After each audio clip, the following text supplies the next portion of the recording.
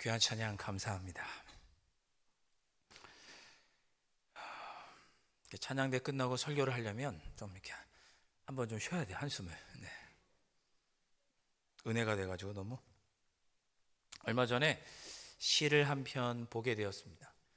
서점에 가서 이렇게 갔더니 이렇게 시집들이 많이 이렇게 나와 있더라고요. 시를 이렇게 보다가 한 시가 너무 재미있어서 서서 그 시를 서점에서 읽게 되었습니다. 그 시집을 샀습니다. 이 시의 제목은 이렇습니다. 2005년 5월 30일 제주의 봄바다는 햇빛이 반, 물고기 비늘 같은 바람은 소금기를 힘차게 내 몸에 끼얹으며 이제부터 내 삶은 덤이라고가 제목이에요. 네. 그리고 밑에는 내용이 있죠. 어린 새가 날아가는 걸 보았다. 아직 눈물이 마르지 않았다. 네. 아마 이 시를 쓴 작가, 이 작가가 누구냐면 한강 작가입니다. 노벨 문학상을 받은 한강 작가가 이제 시를 썼는데 그 시집에 이 내용이 있더라고요. 아마도 이 시인은 저렇게 날아가는 작고 여린 새를 보면서 저 새가 참 나갔구나, 이제 그렇게 느꼈던 모양입니다. 서점에 서서 몇 번을 이렇게 읽다 보니까 자연스럽게 그 시인의 마음이 좀 저에게도 좀 이렇게 느껴졌습니다. 이 시집을 샀어요. 이 시의 내용이 좋아서 산 게 아니고 제목이 재미있어서 샀습니다. 2005년 5월 30일 제주의 봄바다는 햇빛이 반, 물고기 비늘 같은 바람은 소금기를 힘차게 내 몸에 끼얹으며 이제부터 내 삶은 덤이라고. 제목입니다. 이게 제목. 55글자. 시의 내용은 23글자. 제목이 더 긴 시는 처음 봤습니다. 아마 이 시인은 2005년 5월 30일에 무슨 특별한 경험을 한 것 같아요. 자기의 삶을 새롭게 결단하고 또 새롭게 나아가야겠다, 어떤 특별한 계기가 있었던 것 같습니다. 그때 그 감격을 시로 이렇게 독특한 형태로 표현한 것이죠. 처음 보셨죠? 이런 시는 여러분들도? 예. 사람은 누구나 자신에게 감격스러운 일, 기쁜 일 다가오면 그것을 표현하게 되어 있습니다. 나도 모르게 저절로 내 안의 기쁨과 감격을 표현합니다. 고대 그리스의 철학자였던 또 수학자였던 아르키메데스, 유명한 일화가 있죠. 왕이 이 아르키메데스에게 한 가지 숙제를 주었습니다. 내가 지금 쓰고 있는 이 왕관이 불순물이 들어가지 않은 순금이라는 것을 네가 좀 증명해 보아라. 이 무게를 좀 측정해 보아라 라고 숙제를 주었습니다.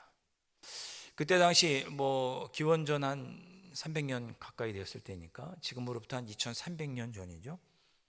그때 이 쇠 안에 들어있는 불순물이 뭐가 있는지 발견할 기술은 없죠.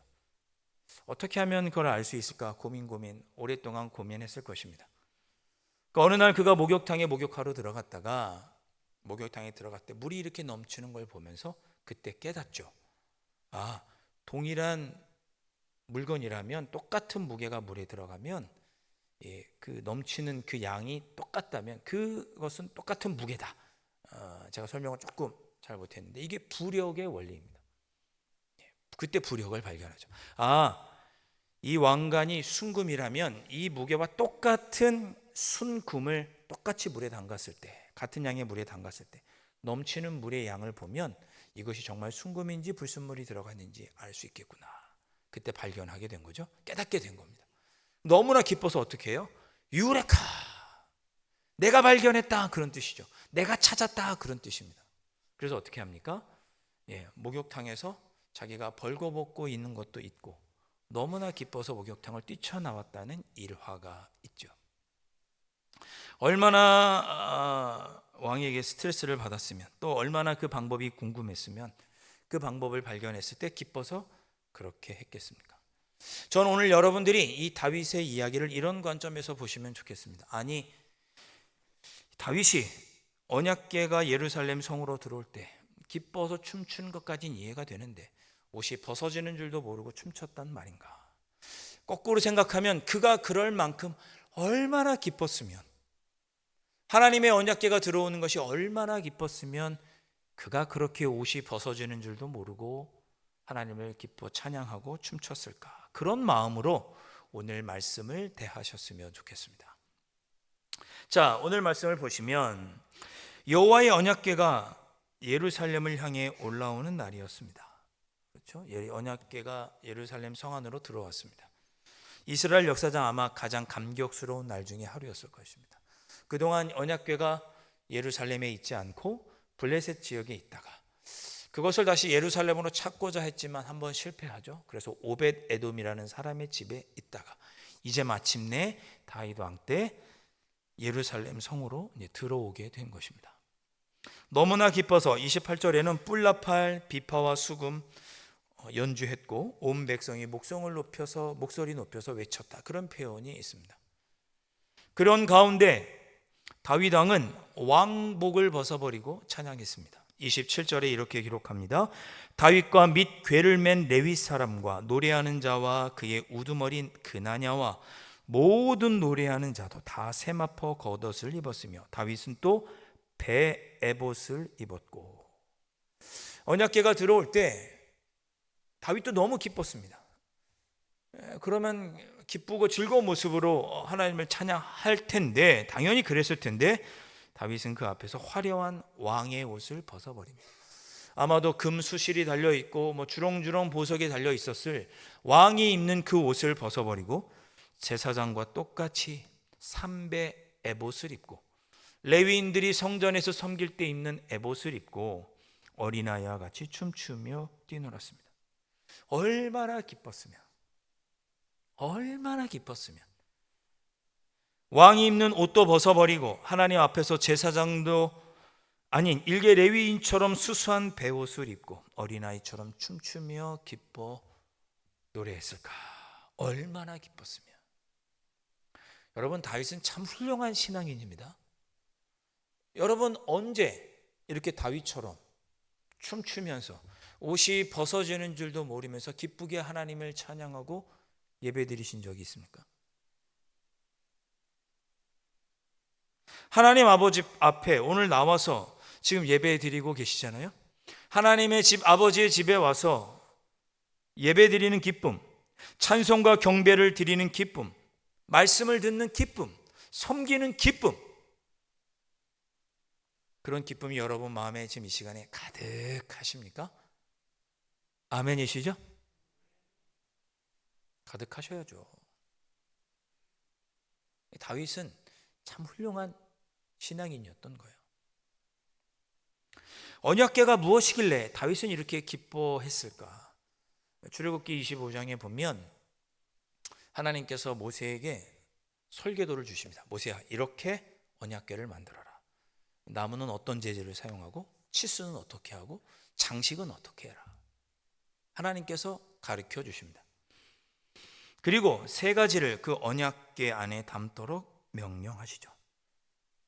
첫 번째는 십계명이 기록된 돌판을 언약궤 안에 넣도록 하였습니다. 하나님께서 직접 이스라엘 백성들에게 주신 언약의 말씀을 언약궤 안에 담으라고 하시죠. 그리고 또 무엇을 담았느냐?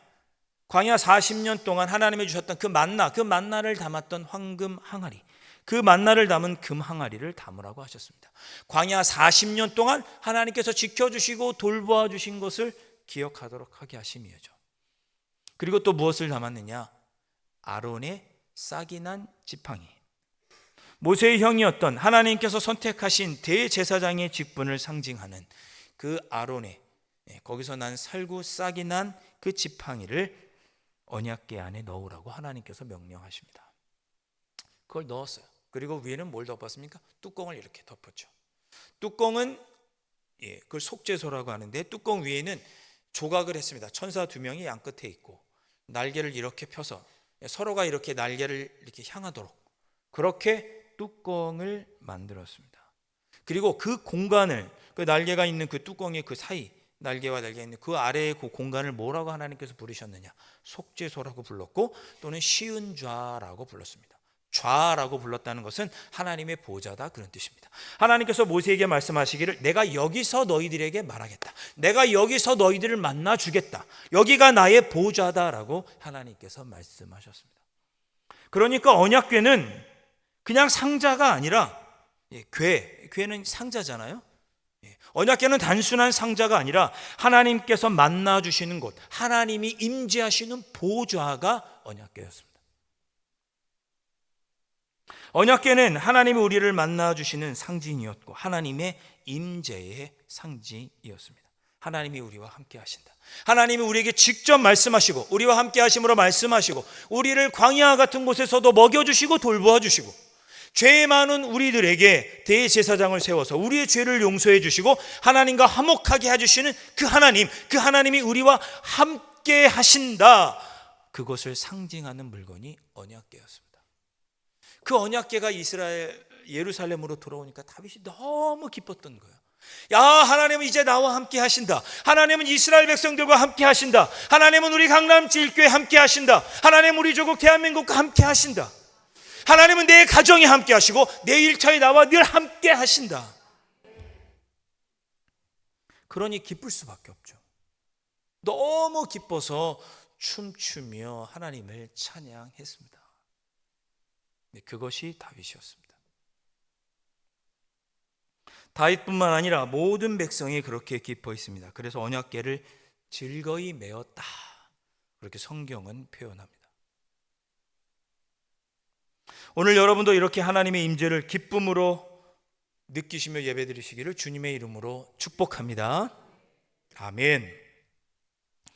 자, 이 귀한 언약궤를 예루살렘 성 안으로 가지고 들어오는데 우린 여기서 몇 가지 중요한 신앙의 교훈을 또 보게 됩니다. 26절에 이렇게 기록하고 있습니다. 하나님이 여호와의 언약궤를 맨 레위 사람을 도우셨으므로 우리가 수송아지 7마리와 순양 7마리로 제사를 드렸더라. 아멘. 자, 여기 보니까 언약궤를 맨 레위 사람들이 언약궤를 메고 들어올 때 하나님께서 도우셨다고 기록하고 있습니다. 이 도우셨다는 말은 히브리어 원어로 보면 하나님께서 직접 개입하셨다 그런 뜻입니다. 여러분 이 표현을 잘 기억하시면 좋겠습니다. 하나님은 우리를 도우시죠. 우리를 도우시는데 언제 도우시냐? 우리가 하나님의 방법대로 하나님께 나아갈 때 하나님은 직접 개입하셔서 우리를 도우십니다. 하나님의 도움은 그냥 우연히 주어지는 것이 아닙니다. 하나님의 방법으로 하나님께 나아갈 때 하나님께서 우리에게 개입하셔서 도와주십니다. 그걸 볼 수 있는 거예요. 레위인들이 어깨에 언약궤를 메고 하나님께 나아갈 때 하나님은 그들을 도우셨습니다. 직접 개입하여 도와주셨어요. 오늘 예배를 드리는 여러분들 잊지 않으셨으면 좋겠습니다. 레위인들이 예배를 무리들이 함께 숫송아지 7과 순양 7으로 제사를 드렸다고 26절에 말씀하죠. 여기서 드리는 제사는 단순한 제사가 아니었습니다. 하나님께서 직접 개입하셔서 도와주신 것에 감사해서 드리는 제사였습니다. 여러분 예배라는 것은 우리 인간이 먼저 시작해서 하나님을 초청하는 그런 행위가 아닙니다. 잘 기억하십시오. 우리가 여기 이렇게 딱 앉아서 하나님 오십시오, 이제 우리를 만나시고 우리에게 은혜를 주십시오 하고 해서 드리는 것이 예배가 아니고, 예배는 지난 한 주간 나에게 베풀어 주신 하나님의 은혜를 뒤돌아보고 그 은혜가 감사해서 엎드려지는 것이 예배입니다. 순서를 잊지 않으셔야 돼요. 순서를. 이 시간 지난 한 주간 나를 도우시고 힘이 되어주신 하나님의 은혜를 세워보시고 두려움과 수치와 분노와 상처로 가득했던 내 마음에 찾아오셔서 나를 위로하시고 그런 중에도 나를 선한 길로 인도해 주신 그 하나님의 은혜를 세워보고 그 도우심을 세워보고 기쁘고 감사해서 제사로 드리는 것이 예배다, 그런 뜻입니다. 여러분 그것을 기억하셔야 합니다.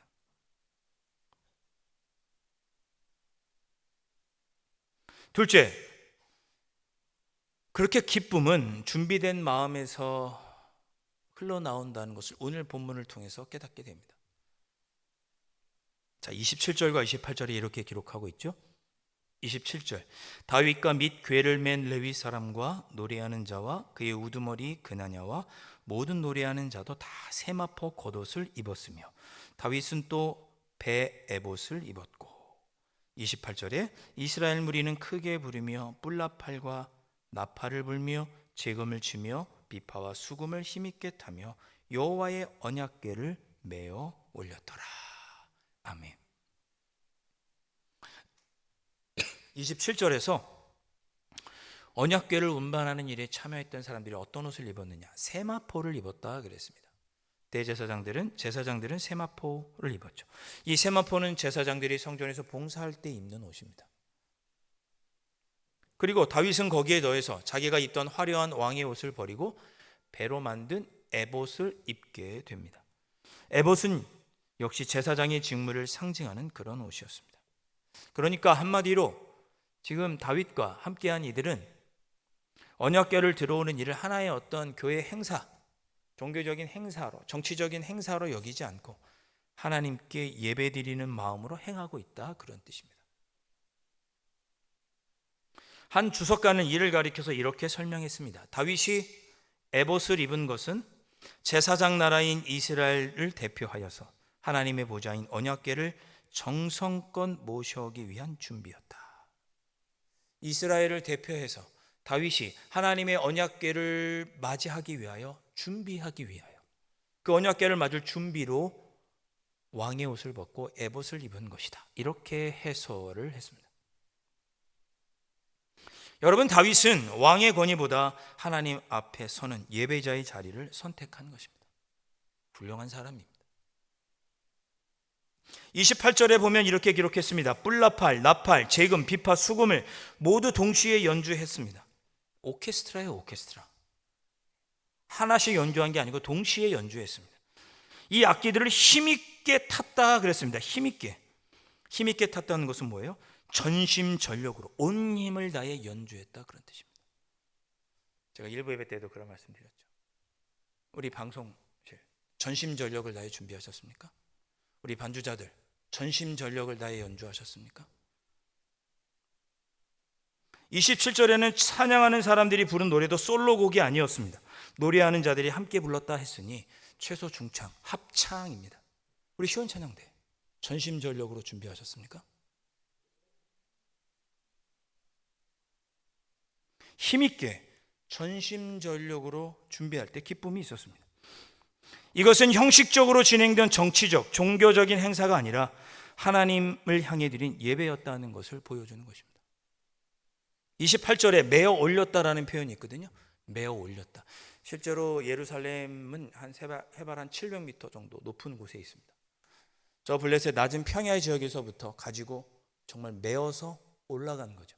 낮은 지대에서 높은 예루살렘 고지대까지 메어 올린 것입니다. 전심전력을 다한 거죠. 여러분, 교회 오실 때 전심전력을 다하셨습니까? 단정하게 얼굴 좀 이렇게 하시고, 단정한 옷, 단정한 모습, 준비된 헌금, 준비된 마음가짐으로 전심전력을 다해 예배당에 오셨습니까? 예배는 수동적으로 앉아서 구경하는 것이 아닙니다. 온 힘을 다해, 전심전력을 다해 하나님의 인자를 높여드리는 능동적인 행위가 예배입니다. 그렇게 예배 드릴 때 기쁨이 있는 거죠. 기쁨은 순간적인 감정으로 만들어지지 않습니다. 기쁨은 준비하는 것에서 나옵니다. 잘 준비해야 기쁨이 있습니다. 다윗은 레위인들을 성결하게 했고, 옷을 준비했고, 오케스트라를 준비했고, 찬양대를 세웠습니다. 모든 것을 준비하고 전심전력을 다했을 때, 하나님의 도우심이 임할 때 기쁨은 폭발하는 것입니다. 우리가 그런 예배를 드릴 수 있기를 주님의 이름으로 축원드립니다. 그런 예배를 우리 모두가 준비하고 드릴 수 있어야 하겠죠. 그럴 때 우리 안에 옷이 벗어져도 모를 만큼 기쁨의 예배를 드리게 되는 것이죠. 그런 기쁨이 우리에게 있게 되는 것입니다. 그렇구나. 예배는 전심전력을 다해 준비해야 하는구나. 셋째, 언약궤 앞에서 두 마음이 드러났습니다.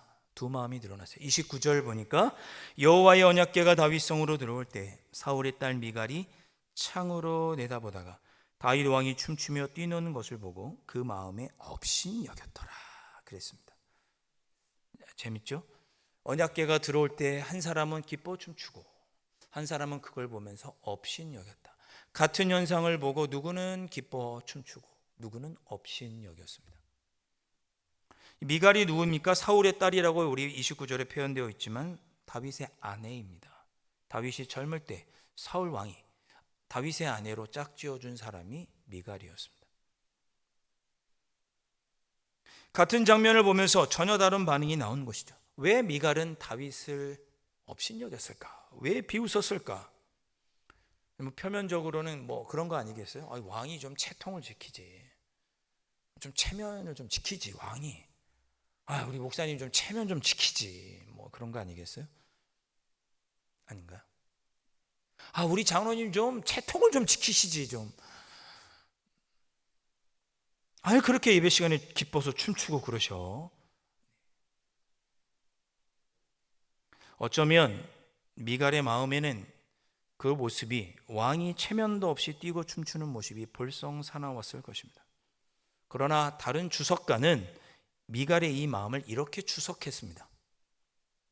미갈이 다윗을 업신 여긴 근본적인 이유는 그녀가 언약궤를 별로 중요하게 여기지 않았기 때문이다. 여러분, 하나님의 임재를 소중히 여기지 않는 사람에게 하나님의 임재에 기뻐하며 어쩔 줄 몰라 하는 사람이 어리석게 보일 뿐이죠. 왜 저래?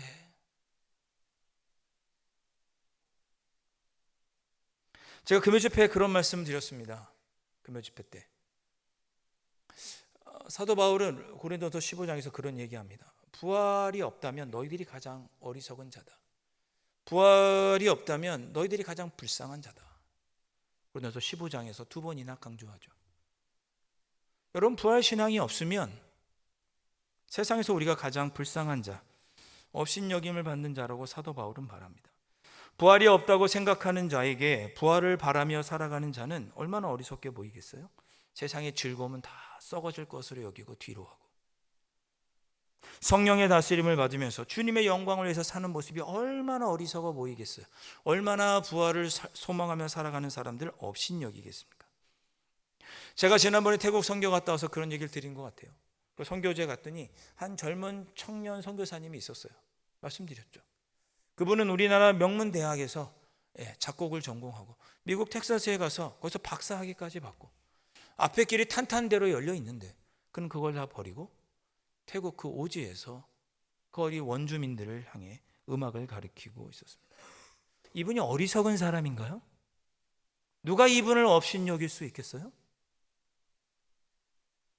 미갈은 하나님의 임재, 하나님이 지금 여기에 나와 함께 계시는 것, 이런 것들은 중요하지 않았던 거예요. 지금 그런 마음이니 하나님이 임재하시는 순간이 아무런 의미가 없고 심장에 떨림도 없고 그런 거죠. 죄송합니다, 여러분. 여러분 지금 다윗의 마음이십니까? 미갈의 마음이십니까? 우리는 언약궤 앞에서 어떤 반응으로 예배드리고 있습니까? 예배당 창밖에서 구경하는 그런 미갈의 마음입니까? 아니면 언약궤 앞에서 하나님의 임재 앞에 춤추는 다윗의 마음으로 예배드리고 계십니까? 예배드리는 이 모든 것이 불편하고 어색하고 불편하십니까? 아니면 가슴 설레는 기쁨으로 예배드리고 계십니까?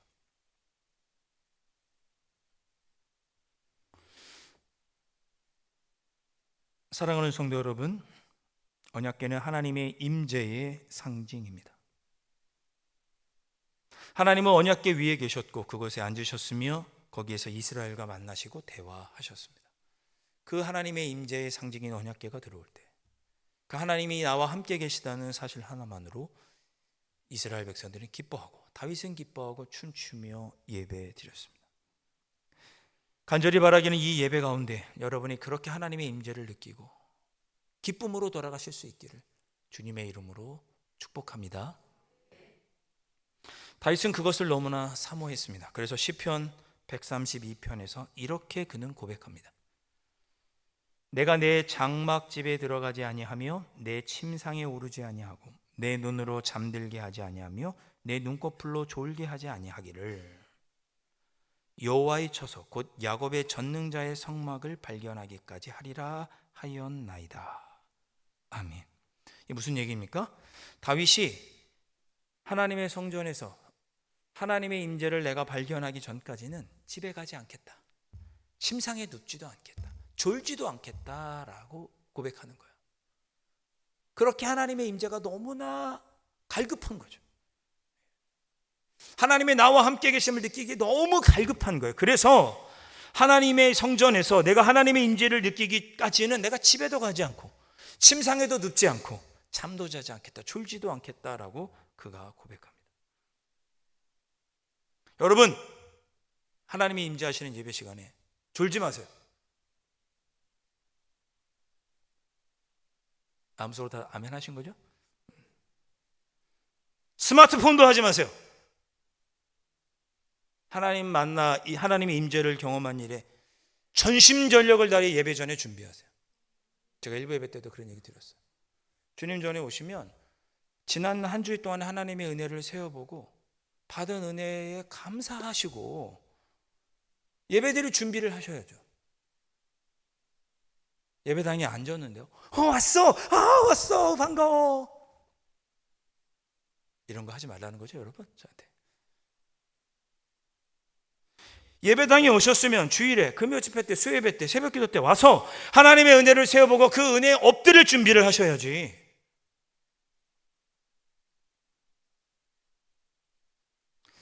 반갑게 만나는 사람들은 예배 후에 카페에 가서 하시고, 예배당에 오시면 예배를 준비하시기를 바랍니다. 그렇게 하나님의 임재, 하나님을 만나기를 간절히 사모하며 예배드릴 때 하나님은 우리를 만나주시고 놀라운 폭발적인 기쁨을 우리가 얻게 되는 것입니다. 간절히 바라기는 이 예배를 통해 여러분이 그렇게 하나님을 뜨겁게 만나셔서 하나님께서 나에게 말씀하시고 내 삶을 책임져 주시고 돌보아 주시며 죄 많은 나를 용서해 주신 그 하나님 만나셔서 그 기쁨으로 이 한 주간도 담대하게 능력 있게 살아가시는 여러분들이 되실 수 있기를 주님의 이름으로 축복합니다. 기도하겠습니다. 사랑의 하나님 아버지, 오늘도 저희들을 이곳에서 만나 주시는 줄로 믿습니다. 저희들 하나님 만나기 위해서 이 자리에 나왔으니 하나님 저희를 만나 주시고 하나님께서 우리를 만나 주실 때 느끼는 엄청난 기쁨과 위로와 용기를 얻고 삶의 자리로 담대히 나가는 저희들 되게 하여 주시옵소서. 귀하신 예수 그리스도 이름으로 간절히 기도하옵나이다. 아멘.